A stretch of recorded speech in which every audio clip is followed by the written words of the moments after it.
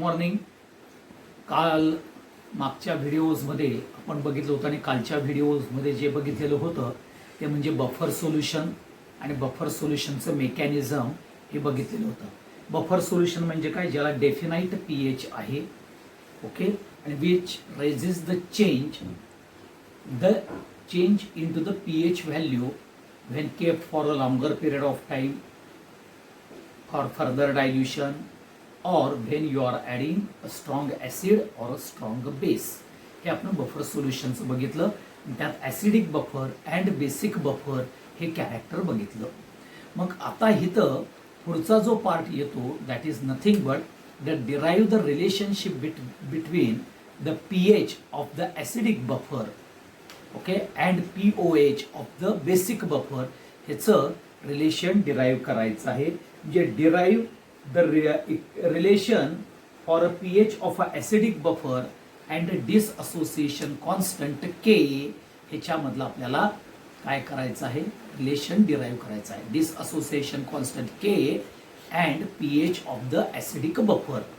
आता ह्याच्यामध्ये आपण काय घेतलं की ऍसिडिक बफर हा जो कंपोज्ड ऑफ आहे weak acid and salt of a strong base.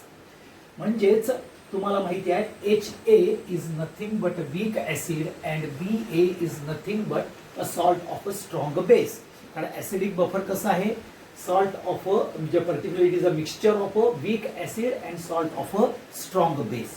मग तुम्हाला माहिती आहे की weak acid dissociates slightly and salt of a strong base dissociates completely.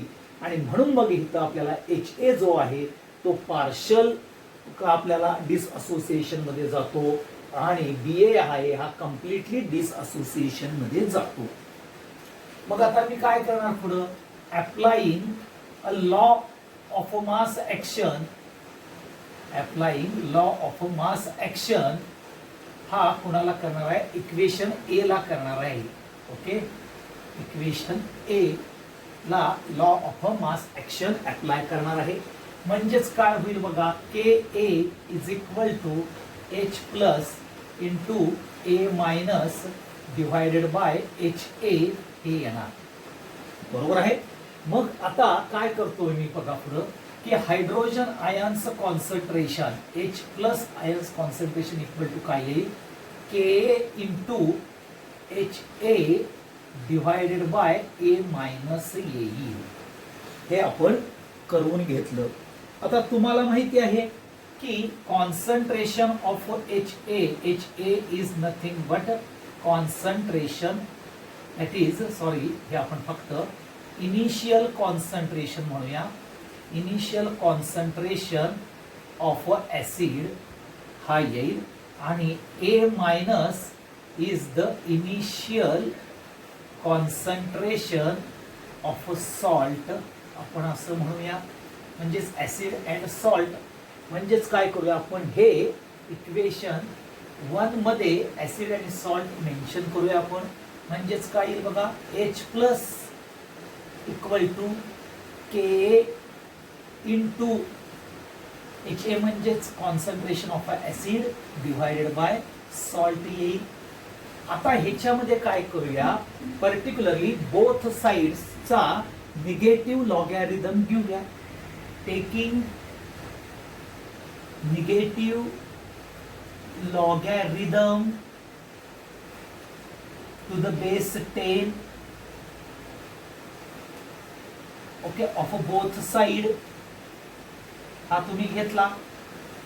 Okay, तर काय येईल बघा इथं, log of hydrogen ions to the base 10 that is a minus काय येईल, minus log K to the base 10 minus log of काय येईल, acid divided by salt, okay, to the base 10. आता असं करतो मी फक्त minus log of hydrogen ions to the base 10 minus log K to the base 10. आता plus sign कधी होईल, सॉल्ट वरती घेतलं आणि ऍसिड खालती घेतलं तर काय येईल, प्लस लॉग ऑफ सॉल्टचं कॉन्सन्ट्रेशन डिवायडेड बाय ऍसिडचं कॉन्सन्ट्रेशन टू द बेस 10 येईल. मग तुम्हाला माहिती आहे pH is nothing but minus log hydrogen ions concentration to the base 10 and pKa is equal to minus log Ka to the base 10. हे equation मध्ये टाकणार म्हणजेच pH equal to pKa plus log of salt upon acid to the base 10 हे येणार. ह्यालाच तुम्ही Henderson हॅसेलबॅक equation म्हटलं जातं. काय म्हटलं जातं? हेंडरसन हॅसेलबॅक इक्वेशन फॉर ऍसिड म्हटलं जातं. हे लक्षात ठेवा. परंतु आता हेच इक्वेशन मध्ये जर तुम्हाला नॉर्मॅलिटी आणि व्हॉल्यूम जर दिला, नॉर्मॅलिटी अँड जर व्हॉल्यूम जर दिला तर तेच काय होईल? pH is equal to pKa plus log of N2V2 upon N1V1 हे आपल्याला बघायला मिळतं. N2V2 म्हणजेच कोणाचं? सॉल्टची नॉर्मॅलिटी इंटू व्हॉल्यूम आणि N1V1 म्हणजेच ऍसिडची नॉर्मॅलिटी आणि पर्टिक्युलरली व्हॉल्यूम हा आपल्याला बघायला मिळतो. हे लक्षात ठेवा. ह्यालाच हेंडरसन हॅसेलबॅक इक्वेशन म्हणतात. पुन्हा एकदा सांगतो, acidic buffer composed of weak acid and salt of strong base. HA म्हणजे वीक ऍसिड येईल, BA म्हणजे सॉल्ट ऑफ स्ट्रॉंग बेस येईल. Weak acid dissociate slightly and salt of strong base completely. मग आता हे HA आहे, ओके. HA डिसअसोसिएट्स होईल partially, BA completely होईल. मग मी लॉ ऑफ मास ऍक्शन आपण अप्लाय केला टू द इक्वेशन 1 ला, म्हणजे वीक ऍसिडला केला. तुम्हाला Ka हा आपल्याला बघायला मिळाला. मग त्याच्यानंतर हायड्रोजन आयन्स कॉन्सन्ट्रेशन रिअरेंज करून घेतलं आपण, ओके. मग HA is nothing but initial concentration of a acid, A is minus is initial concentration of a salt. हे घेतलं. लॉग टेकिंग निगेटिव्ह लॉगॅरिथम घेतला आणि आपण इक्वेशन शोधून काढलं आणि हे आपलं आलं pH plus equal to pKa is equal to काय आहे? pH plus pKa equal to pH equal to pKa plus log of a salt to the base acid. हे लक्षात ठेवायचं आहे. हा सगळ्यात महत्वाचा पार्ट येईल. हे सगळ्यात महत्वाचं. मग त्यालाच हेंडरसन हॅसेलबॅक इक्वेशन म्हणतात. त्यालाच नॉर्मॅलिटी आणि व्हॉल्यूम जर दिला तर काय येईल? pH equal to pKa log of N2V2 divided by N1V1 येईल. आता ऍसिडिक बफरच्या ऐवजी मी इथं काय करणार आहे राजानो? फक्त ऍसिडिक बफरच्या ऐवजी इथं बेसिक बफर घेणार. काय घेणार? Basic buffer. कॉम्पोज्ड ऑफ काय असणार आहे? Weak base with salt of strong acid येणार आहे. एवढंच लक्षात घ्या, ओके. वीक ऍसिडच्या ऐवजी इथं HA च्या ऐवजी मी BOH घेईन. काय येईल? वीक बेस येईल. BA salt of strong base येईल. Strong salt of strong acid येईल ह्या इथं, ओके. वीक ऍसिडच्या ऐवजी मी फक्त इथं वीक बेस म्हणेन. सॉल्ट ऑफ स्ट्रॉंग बेसच्या ऐवजी सॉल्ट ऑफ स्ट्रॉंग ऍसिड म्हणेन इथं कम्प्लिटली. आता HA च्या ऐवजी आपण काय करायचं आहे? इथं BOH घ्यायचं आहे and B plus and plus OH minus घेतलं. BA ऍज इट इजच राहणार आहे. आता आपण काय करायचं आहे? लॉ ऑफ मास ऍक्शन त्याला अप्लाय केला तर KB इक्वल टू काय येईल? B plus into OH minus divided by BOH येईल. मग हे फक्त इथनं आपल्याला सगळ्या गोष्टी बदलायला लागतील. एवढं लक्षात ठेवा. म्हणजेच काय येणार तुम्हाला बघा? OH minus equal to, okay, KB into BOH divided by BOH divided by B plus. म्हणजेच BOH कोणाचं येणार आहे? पर्टिक्युलरली इनिशियल कॉन्सन्ट्रेशन बेसचं येणार आहे आणि B plus initial concentration of salt येणार आहे. त्याच्यामध्ये टाकणार आपण OH minus equal to KB into काय येईल इथं BOH म्हणजेच base divided by salt concentration. मग काय करणार taking negative logarithm to the base 10 हे घेणार आपण. मग इथं फक्त आपल्याला OH मायनस येईल, इथे Ka च्या ऐवजी KB येईल, इथं ऍसिडच्या ऐवजी बेस येईल. ओके, मग इथं परत फक्त हायड्रोजन OH मायनस करा, इथं Ka च्या ऐवजी KB करा. ओके, इथं ऍसिडच्या ऐवजी बेस करा. ओके, मग इथं pKa च्या ऐवजी pKb करा, इथं हायड्रॉक्सिल आयन्स करा, Ka च्या ऐवजी pKb करा. म्हणजे तुम्हाला pH च्या ऐवजी इथं POH येणार आहे, pH च्या ऐवजी इथं POH येणार आहे, इथं pKb येणार आहे. बाकी सगळं सेमच येईल. That is nothing but particularly काय येणार आहे तर इथं POH आणि इथं pKb येऊ शकतं, हे लक्षात ठेवा. Okay okay, lock of salt आणि इथं ऍसिडच्या ऐवजी बेस येणार आहे. म्हणजे पहिलं जर इक्वेशन समजलं तर पुढचं पण इक्वेशन आपल्याला इझी समजून येतं, ज्याला आपण हँडरसन हॅसेलबॅक इक्वेशन म्हणतो.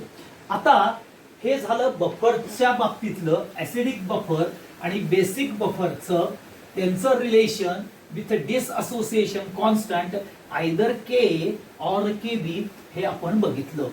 आता ह्याच्यानंतर पुढचा जो पार्ट आपल्याला बघायला येतो तो म्हणजेच बफर कपॅसिटी म्हणजे काय.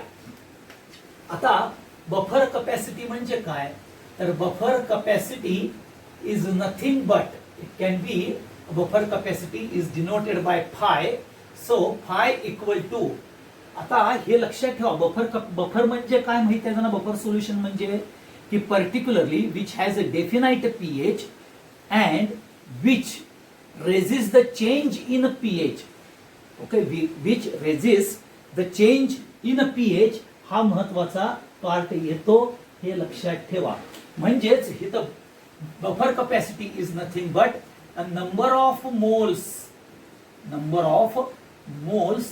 of an acid or base added in 1 liter solution divided by change in pH आपल्याला बघायला मिळतं. म्हणजे phi equal to dB divided by DH. म्हणजेच dB म्हणजेच number of moles of acid or base added in a 1 liter solution. बरं का इथं in 1 liter solution म्हणा.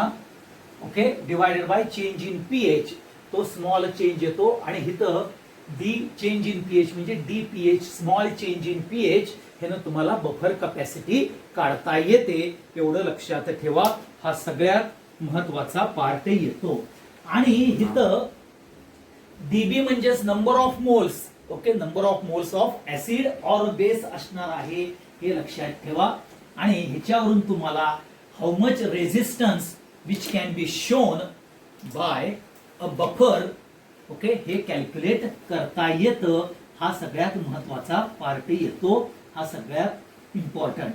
आता ह्यामध्ये मॅक्झिमम बफर कपॅसिटी अचीव्ह केव्हा होते तर ज्या वेळेला सॉल्ट आणि मॅक्झिमम बफर कपॅसिटी ही अचीव्ह होते केव्हा ज्या वेळेला concentration of acid and salt or concentration of base and salt हे इक्वल येतं, त्यावेळेला बफर कपॅसिटी ही मॅक्झिमम अचीव्ह होते. हे लक्षात ठेवा, बफर कपॅसिटी ही मॅक्झिमम कधी येते ज्या वेळेला salt of acid and particularly salt आणि ऍसिड, सॉल्ट आणि बेस ह्यांचं कॉन्सन्ट्रेशन ज्या वेळेला इक्वल येईल त्यावेळेला आपल्याला मॅक्झिमम बफर कपॅसिटी बघता येते. हे एवढं लक्षात ठेवा. आता पुढचा जो पार्ट आपण बघणार आहोत तो म्हणजेच अ सोल्युबिलिटी प्रॉडक्ट. काय येणार आहे पुढचा पार्ट जो येणार आहे तो सगळ्यात इम्पॉर्टंट आहे, ज्याला आपण सोल्युबिलिटी प्रॉडक्ट हा आपण म्हणतोय. आता सोल्युबिलिटी प्रॉडक्ट ह्यामध्ये पहिल्यांदा आपल्याला एक 2-3 टर्मिनॉलॉजीज पहिल्यांदा आपण हे करून घेऊया. पहिली येते that is nothing but a solubility, ही पहिली टर्मिनॉलॉजी. आणि दुसरी येते sparingly soluble salt. Sparingly soluble salt हे आपल्याला बघायला मिळतंय. ह्या 2 टर्मिनॉलॉजी महत्वाच्या आहेत, एवढं लक्षात ठेवा. आता सोल्युबिलिटी म्हणजे काय? सोल्युबिलिटी म्हणजे काय की concentration of a solute. Solubility म्हणजेच काय? Concentration of a solute present in a saturated solution. Okay, solubility म्हणजेच काय? Concentration of a solute present in saturated solution. Okay, आणि it is denoted by S. हे फॅक्टरनं आपल्याला दाखवलं जातं, हे लक्षात ठेवा. आणि सोल्युबिलिटी ह्याचं जर तुम्ही युनिट जर बघितलं तर मोल्स पर डीएम क्यूब येतं. Okay, moles per DM cube हे येऊ शकतं, किंवा केजी पर डीएम क्यूब हे आपल्याला त्याचं काय बघायला मिळतं? युनिट बघायला मिळतं. म्हणजेच बघा, सोल्युशन मध्ये, सोल्युशन आणि कोलिगेटिव्ह प्रॉपर्टी मध्ये सांगितलेलं आहे बघा तुम्हाला, what is a solubility? The particularly amount of a solute dissolved in 100 gram of a solvent to form a saturated solution. म्हणून इथं सांगितलं concentration of a solute present in saturated solution is nothing but a solubility. आता sparingly soluble salt म्हणजे काय? तर there is a salt which has a lesser solubility, lesser solubility in water or solvent. Okay, lesser solubility, that is sparingly soluble salt. It's a solubility of a sparingly soluble salt is very negligible. Okay, हे लक्षात ठेवा. Negligible म्हणजेच their solubility is a very very less, that is called as sparingly solubility. Okay, म्हणजेच वॉटरमध्ये किंवा त्या सॉल्व्हंटमध्ये ते सॉल्ट काय आहेत? Very very. बघा पुन्हा सांगतो, sparingly soluble salt is nothing but salt which has a lesser solubility in water or a solvent, that is a solubility of a sparingly soluble salt is a very negligible. That is called as ज्या सॉल्टची solubility in water is a very negligible or very very less, that salt is called as a sparingly soluble salt. मग PbSO4, okay, PbSO4 आहे, AgCl आहे आणि BaSO4 ह्या सारखे जे salt आहेत हे स्पेरिंगली सोल्युबल आहेत. They are very very less soluble in water, हे लक्षात ठेवा. मग हे जर कॅरेक्टर झाल्यानंतर पुढचा जो सगळ्यात महत्वाचा पार्ट जो येतो तो म्हणजेच पर्टिक्युलरली सोल्युबिलिटी प्रॉडक्ट म्हणजे काय हे आपल्याला बघायचं आहे. What do you mean by solubility product? Solubility product ज्याला डिनोट केलं जातं, सोल्युबिलिटी प्रॉडक्टला KSP न डिनोट केलं जातं, हे लक्षात ठेवा. Solubility product is particularly denoted by a KSP. म्हणजे K हा कॉन्स्टंट आहे आणि SP is nothing but a solubility product. आता ह्याची डेफिनेशन काय आहे तर लक्षात घ्या. त्याची डेफिनेशन आहे, it is the product of molar concentration of cation or anion, molar product of, it is the product of molar concentration of cation and anion of sparingly soluble salt. sparingly soluble salt बघा, हा काय आहे particularly the product of कुणाचं आहे product of molar concentration of a cation and anion of a sparingly soluble salt. एवढं झालं. आता ह्याच्यामध्ये सगळ्यात महत्वाचं raised to it's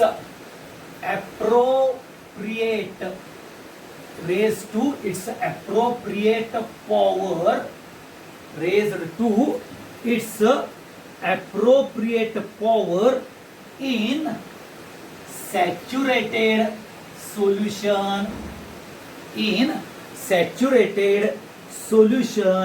at a given temperature.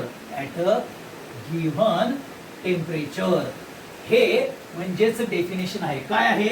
It is the product of molar concentration of cation and anion of a sparingly soluble salt.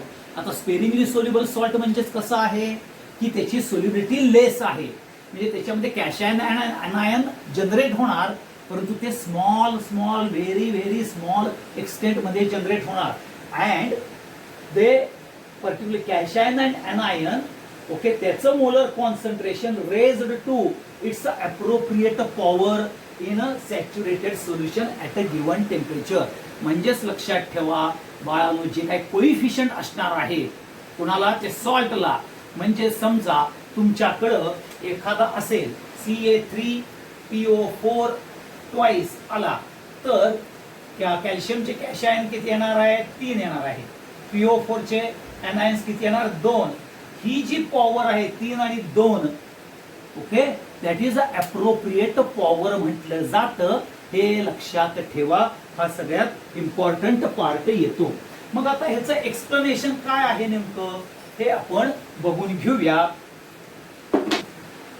लक्षात घ्या की परत एकदा ती जी डेफिनेशन आहे कुणाची पर्टिक्युलरली स्पेरिंगली सोल्युबल सॉल्टची, त्यात काय सांगितलेलं आहे की solubility product is nothing but molar concentration of a cation or anion of a sparingly soluble salt raised to its appropriate power in a saturated solution at a given temperature is nothing but a solubility product. आता लक्षात घ्या sparingly soluble आहे म्हणजेच लेस soluble आहे. तुम्ही त्याच्यामध्ये salt जर पाण्यामध्ये टाकलं तर काय होणार आहे बघा, हा 2 प्रकारचे इक्विलिब्रियम होणार आहे. सॅच्युरेटेड सोल्युशन आणि त्याचं आयन्स आणि सॅच्युरेटेड सोल्युशन आणि जे स्पेरिंगली सोल्युबल सॉल्ट आहे त्याची सॉलिड कंडिशन, अशा 2 प्रकारचे आपल्याला इक्विलिब्रियम एक्झिस्ट होतील. म्हणजेच काय बघा, consider a saturated solution of a sparingly soluble salt BA in water जर तुम्ही घेतलं तर काय होईल, इक्विलिब्रियम एक्झिस्ट होणार आहे. कोणामध्ये? डिझॉल्व्ड salt forming a saturated solution, dissolved salt forming a saturated solution and excess of a undissociated BA molecule in a solid state. ह्या दोघांच्या मध्ये आपल्याला इक्विलिब्रियम बघायला मिळेल. बघा, equilibrium exist between dissolved salt forming a saturated solution म्हणजे BA to BA plus and A minus and excess of undissolved BA molecules with their solid saturated solution okay with a solid BA molecules. ह्या दोघांच्या मध्ये आपल्याला बघायला मिळेल. आणि म्हणून जो हा इक्विलिब्रियम आहे, हा इक्विलिब्रियम सगळ्यात महत्वाचा इक्विलिब्रियम आहे. ह्यालाच हेट्रोजिनियस इक्विलिब्रियम म्हणतात. आणि हा हेट्रोजिनियस इक्विलिब्रियम हा जर तुम्ही BS हा स्पेरिंगली सोल्युबल सॉल्ट घेतला तर तो कसा हे होतो बघा, एक्झिस्ट होतो. BA solid which is have a equilibrium with BA saturated solution of a salt, which is that saturated solution has an equilibrium with a B plus and A minus. मग मी काय केलं, applying law of mass action केलं. Mass action केल्यानंतर आपल्याला ह्या particularly BA आणखी ह्या पार्टला law of mass action हा आपण केलेला आहे, एवढं लक्षात ठेवा. आणि त्यामध्ये आपल्याला काय आलं, BK is equal to B plus concentration of B plus into A minus divided by BA.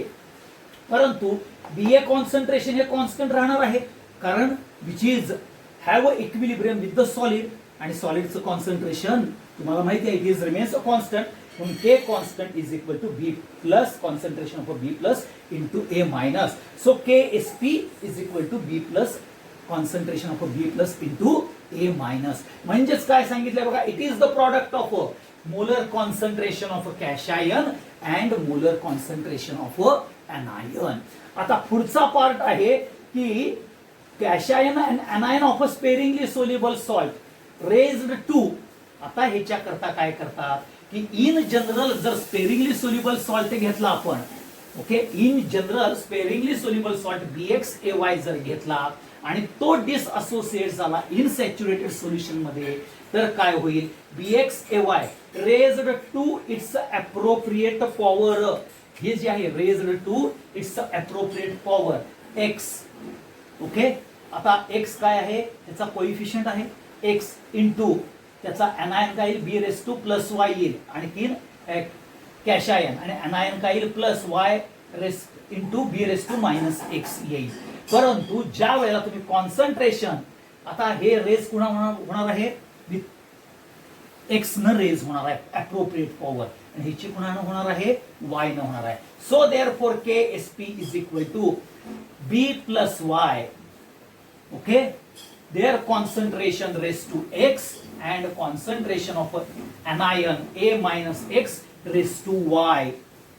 हे म्हणजेच काय आहे, raised to its appropriate power कुणाचं, स्पेरिंगली सोल्युबल सॉल्टचं येणार आहे, हे लक्षात ठेवा. आता हा पार्ट झाल्यानंतर लक्षात घ्या की जर तुम्ही x into s is nothing but a solubility of a cash ion and ys is nothing but a solubility of a anion in a saturated solution. मग काय होईल बघा पुढं, KSP is equal to xs raised to x आणि ys raised to y येईल. म्हणजेच काय, x raised to x, s raised to x, okay, into काय येईल, y raised to y and s raised to y. Therefore KSP is equal to x raised to s into y raised to y into s raised to x plus y. हे solubility power आपल्याला solubility product बघायला मिळतील, हे लक्षात ठेवा. हा सगळ्यात important factor आहे. आणि म्हणून solubility product is nothing but it is the product of a molar concentration of a cash ion and anion of a sparingly soluble salt, okay, raised to its appropriate power in a saturated solution at a given temperature. आता पहिला जो part आहे की नाही, product of a molar concentration, हे मी कसं तुम्हाला explain करून सांगितलंय. Consider a salt of a solution sparingly soluble salt BA हा घेतलेला आहे, आणि इक्विलिब्रियम एक्झिस्ट होतो between a saturated solution of a salt and its ion and saturated solution of a salt its a solid state मधले molecules जे undissolved or undissociated आहेत, त्यांच्यामध्ये आपल्याला इक्विलिब्रियम बघायला मिळतो. तो इक्विलिब्रियम कसा आहे, हेट्रोजिनियस इक्विलिब्रियम आहे. आणि मग त्याला तुम्ही applying law of mass action केला की KSP is equal to concentration of B plus into A raise to minus. Okay, concentration हे पहिल्यांदा it is the product of a molar concentration of a cation and anion ह्याचं explanation दिलं. आता raise to its appropriate power म्हणजे आम्ही काय बघितलं, तर इन जनरल जर स्पेरिंगली सोल्युबल सॉल्ट हा रिप्रेझेंट केला जातो BXAY which disassociates in a saturated solution, then BXAY is going to be have a equilibrium x into b raised to plus y into a raised to minus x. म्हणजे cash ion and anionsचं डिसअसोसिएशन बघितलं. आणि मग KSP घेतला आपण, raised B plus y हा cash ion आहे, त्याची power त्याचा कोइफिशियंट x न रेज होती, आणि anionsची पॉवर y न रेज होती, तो म्हणजेच सोल्युबिलिटी प्रॉडक्ट आला. आणि XS is nothing but a solubility of a cash ion in a saturated solution of a sparingly soluble salt with moles per DM cube. YS हा अनायन्सचा येतो, तो त्याच्यामध्ये आपण टाकला ह्या इक्वेशन मध्ये आणि मग तुम्हाला KSP is equal to x raise to x, y raise to y, s raise to x plus y हे तुम्हाला बघायला मिळालेलं आहे, हे लक्षात ठेवा. आता ह्याच्या पुढचा पार्ट येतो what is the ionic product आणि what is particularly solubility product. आता सोल्युबिलिटी प्रॉडक्ट म्हणजे तुम्हाला माहिती आहे. आता आयोनिक प्रॉडक्ट म्हणजे काय हे आपण जर बघितलं तर ionic product is nothing but it is the product of a molar concentration of ions. काय आहे? It is the product of a molar concentration of ions present in the solution. Okay, it is the product of a molar concentration of ions present in the solution of a salt at a given temperature. हे लक्षात ठेवा, वेगळं कुठलाही part नाही. म्हणजेच molar concentration of a ions present in a solution of a salt, okay, at a given temperature is called as a ionic product. हा सगळ्यात महत्वाचा पार्ट येतो. मग हा आयोनिक प्रॉडक्ट तुम्हाला कळाला तर लक्षात घ्या की आयोनिक प्रॉडक्ट हा इम्पॉर्टंट कॅरेक्टर येतो, कारण का आयोनिक प्रॉडक्ट आणि सोल्युबिलिटी प्रॉडक्ट मध्ये जे कनेक्शन्स आहे ते आपण बघून घेऊया. आता ionic product, okay, ionic product म्हणजेच काय सांगितलं? IP, okay, molar concentration, okay, it is nothing but a product. कुणाचा? Product, sorry, it is the product of a molar concentration of ions present in solution, okay, at a given temperature. हे आपण म्हटलं ionic product म्हटला, बरोबर आहे. आता हा ionic product जर IP is equal to SP असेल, सोल्युबिलिटी प्रॉडक्ट. सोल्युबिलिटी प्रॉडक्ट सुद्धा काय? Molar concentration of a cation and anion. So IP is equal to SP. तर हे सॅच्युरेटेड सोल्युशन्स बघायला मिळतं आणि सॅच्युरेटेड सोल्युशन्स मध्ये no PPT observe, no PPT obtained म्हणा किंवा ऑब्झर्व म्हणा. ओके, आता IP लेस दॅन SP असेल, ओके, इथं येईल unsaturated solution, no PPT obtained. But IP is greater than SP, इथं सुपर सॅच्युरेटेड सोल्युशन येईल आणि तिथं तुम्हाला बघायला मिळेल PPT प्रेसिपिटेट ऑब्टेन्ड होतो. हे लक्षात ठेवा, हा सगळ्यात महत्वाचा पार्ट आहे. काय सांगितलं तुम्हाला की आपल्याला जर प्रेसिपिटेट, तर हा प्रेसिपिटेशन हा पर्टिक्युलरली डिराईव्ह होतो, हा relations between ionic product and a solubility product. दोघांच्या डेफिनेशन्स माहिती आहे. आता ionic product equal to solubility product जर आला तर ते सॅच्युरेटेड सोल्युशन होतं. प्रेसिपिटेट डज नॉट ऑब्टेन और डज नॉट ऑकर. जर जेव्हा आयोनिक प्रॉडक्ट लेस दॅन असेल तर solubility product, okay, ionic product is less than solubility product असेल तर ते अनसॅच्युरेटेड येतं. Precipitate does not occur. परंतु आयोनिक प्रॉडक्ट एक्सीड्स म्हणजे greater than the solubility product असेल then the solution is super saturated and precipitation takes place. हे आपल्याला बघायला मिळतं, हे लक्षात ठेवा. हा सगळ्यात महत्वाचं पहिलं ऍप्लिकेशन झालं. दुसरं ऍप्लिकेशन काय येतं तर लक्षात घ्या, particularly to calculate the solubility in presence of a common ions. Common आयन्सची सोल्युबिलिटी ह्या आपल्याला आयोनिक प्रॉडक्ट वरनं काढता येते. हा दुसरा पार्ट येतो. तिसरा पार्ट काय येतो? Salting out action of a soap. Salting out action of a soap. आता तुम्हाला माहिती आहे soap are nothing but a sodium salt of a or a potassium salt of a fatty acids येतात, हे लक्षात ठेवा. आणि ते प्रेसिपिटेशन फॉर्मेशन करतात का नाहीत किंवा होतात का नाही त्यांची KSP व्हॅल्यू आपल्याला काढता येते by knowing the ionic product and solubility product. हे लक्षात ठेवा. आणि शेवटी purification of a common salt हा सगळ्यात महत्वाचा पार्ट येतो. आता purification of a common salt, salting out of a action आणि क्वालिटेटिव्ह अनालिसिस मध्ये आपल्याला ह्या आयोनिक प्रॉडक्ट आणि सोल्युबिलिटी प्रॉडक्ट्सच्या रिलेशन्स वरून हे ऍप्लिकेशन्स बघायला येतात. बघा, पहिलं ऍप्लिकेशन काय, टू प्रेडिक्ट द प्रेसिपिटेशन. दुसरं काय आहे, to calculate a solubility in presence of a common ion. तिसरं काय आहे, salting out action of a soap, salting out action of a soap. चौथं येतं purification of a common salt आणि सगळ्यात शेवटचं येतं क्वालिटेटिव्ह अनालिसिस. आता पहिले दोन सांगितलं तुम्हाला की टू प्रेडिक्ट अ प्रेसिपिटेशन, हे तुम्हाला सांगितलं मी कसं प्रेडिक्ट केलं जातं. आता सॉल्टिंग म्हणजे काय येतं तर लक्षात घ्या, salting out action of a soap म्हणजे काय. तुम्हाला माहिती आहे RC डबल बॉन्ड ONA किंवा RC डबल बॉन्ड OK हे sodium salt of a carboxylic acid हे फॅटी ऍसिड्स असतात. आता it can have a saturated solution.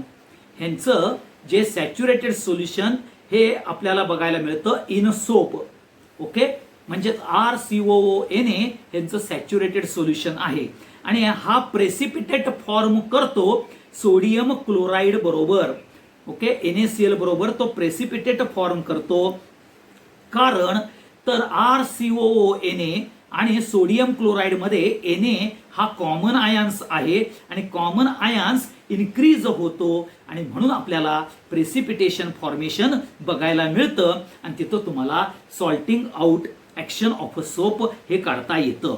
तसंच purification of a common salt म्हणजेच जर समजा HCl गॅस सर्क्युलेटेड जर केला कशामध्ये, सॅच्युरेटेड सोल्युशन ऑफ NaCl मध्ये, तर क्लोराईड आयन्सचं कॉन्सन्ट्रेशन हे कन्सिडरेबली एक्सटेंट मध्ये वाढतं. कारण का ionization of HCl is particularly completely आहे, म्हणजेच कम्प्लीट डिसअसोसिएशन आहे. म्हणून ज्यावेळेला आयोनिक प्रॉडक्ट होतो कुणाचा, NaClचा, त्यामध्ये क्लोराईड आयन्सची व्हॅल्यू ही वाढते आणि त्यामुळं NaCl प्रेसिपिटेट होतो, म्हणजेच ionic product greater than solubility product येतं. आणि हाच particularly salting out action of a soap आणि purification of a common salt हे दोन्हीही जे आपण बघितलं, एक HCl ऍडेड टू NaCl आणि NaCl is added into the saturated solution of a soap that is RCOONA. हे ना आपल्याला प्रेसिपिटेट कसा फॉर्म होतो ते आपण बघितलं. एकदा कॅशायनचं कॉन्सन्ट्रेशन इन्क्रीज होतं आणि एकदा anions कॉन्सन्ट्रेशन इन्क्रीज होऊन. आणि same thing which is going to be adopted for a qualitative analysis, म्हणजेच प्रेसिपिटेशन हा कॅशायनचा होतो का anionsचा होतो, ह्यातले कॉमन आयन्स आपल्याला इझिली फाइंड आउट करता येतात हे लक्षात ठेवा. आणि म्हणून ज्या वेळेला तुम्ही जर कॅशायन जर बघितले तर कॅशायन हे 2 डिफरंट ग्रुप्स मध्ये आपल्याला डिव्हाइड झालेले बघायला मिळतात. एक ग्रुप 1 मध्ये ज्यांच्यामध्ये Ag+, Pb2+ आणि Hg2+ ह्यांचे प्रेसिपिटेट ॲज अ क्लोराइड्स हे आपल्याला बघायला मिळतात. ग्रुप 2 मध्ये Hg2+, Cd2+, Bi3+ ह्यांचं प्रेसिपिटेट फॉर्मेशन सल्फाइड्स बरोबर होतं, म्हणजेच H2S पास ऑन केलं की किंवा इथं क्लोराईड पास ऑन केलं की आपल्याला बघायला मिळतं, हे लक्षात ठेवा. आणि म्हणून क्वालिटेटिव्ह अनालिसिस मध्ये +1 ऑक्सिडेशन, +2, +3, +4 असलेले जे आपल्याला महत्वाचे पर्टिक्युलरली जे कॅशायन्स आहेत त्यांची क्वालिटेटिव्ह अनालिसिस ह्या पर्टिक्युलरली आयोनिक प्रॉडक्ट आणि सोल्युबिलिटी प्रॉडक्ट यांच्या रिलेशन्स वरून आपण फाइंड आउट करू शकतो, हे लक्षात ठेवा. ठीक आहे. आता पुढचा जो पार्ट आहे तो म्हणजेच की एक्झॅक्टली आपल्याला हे KSP सोल्युबिलिटी प्रॉडक्ट कसा फाइंड आउट करतात ते बघूया. ओके, तर इथं आपण रिलेशन बिटवीन सोल्युबिलिटी प्रॉडक्ट आणखी आयोनिक प्रॉडक्ट बघितले, त्याचे ऍप्लिकेशन सुद्धा बघितले. ऍप्लिकेशन म्हणजेच टू प्रेडिक्ट द प्रेसिपिटेशन हा बघितला, calculate a solubility of a presence of a common ions, नंतर पर्टिक्युलरली आपण purification of a common salt, qualitative analysis आणि particularly salting out action of a soap हे त्याचे ॲप्लिकेशन्स बघितलेले आहेत. ह्याच्या पुढचा पार्ट जो येणार आहे तो सोल्युबिलिटी प्रॉडक्ट मधला जो KSP is equal to x raise to x, y raise to y आणि s raise to x plus y ह्याच्या संदर्भातले एक्झाम्पल्स आणि कॉमन आयन इफेक्ट हा आपण उद्याच्या भागात बघूया.